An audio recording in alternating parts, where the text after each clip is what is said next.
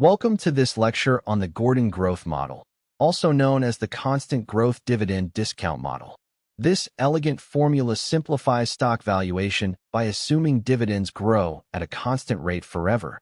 The Gordon model assumes that dividends grow at a constant rate g every year, stretching into infinity.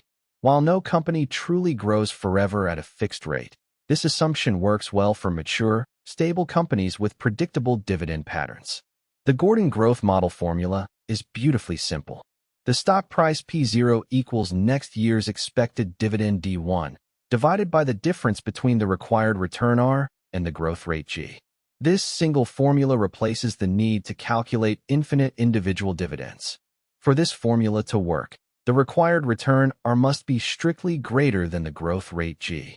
If G equals or exceeds R, the formula produces a negative or infinite value, which has no economic meaning. This condition ensures that the present value of future dividends converges to a finite number. A company just paid a dividend of $3. Dividends are expected to grow at 5% per year forever. The required return is 12%. Let's find the stock price. First, we need D1, next year's dividend. That's 3 times 1.05, which equals 3.15. Then we apply the Gordon formula. 3.15 divided by 0.12 minus 0.05, which is 3.15 divided by 0.07, giving us a stock price of $45. The Gordon model is highly sensitive to the growth rate assumption. Watch what happens if we change G from 5 to 6%. The price jumps from 45 to 53.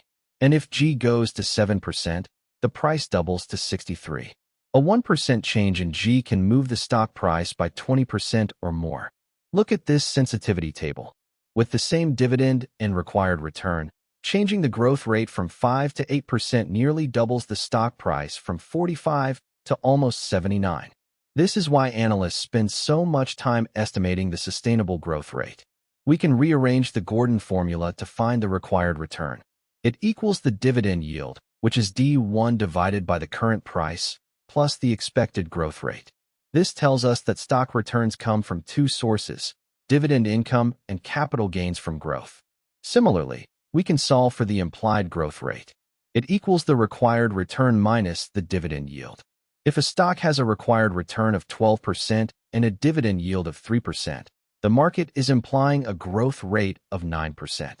The Gordon model works best for mature, stable companies that pay consistent dividends with predictable growth. Think of utilities, large banks, and consumer staples companies. It's not appropriate for high-growth tech companies or firms with irregular dividend patterns. To summarize, the Gordon Growth Model simplifies stock valuation to P equals D1 over R minus G. Remember that R must exceed G, and the formula is very sensitive to the growth rate assumption. You can rearrange it to find either the required return or the implied growth rate. This formula is essential for your exams and for real-world stock analysis.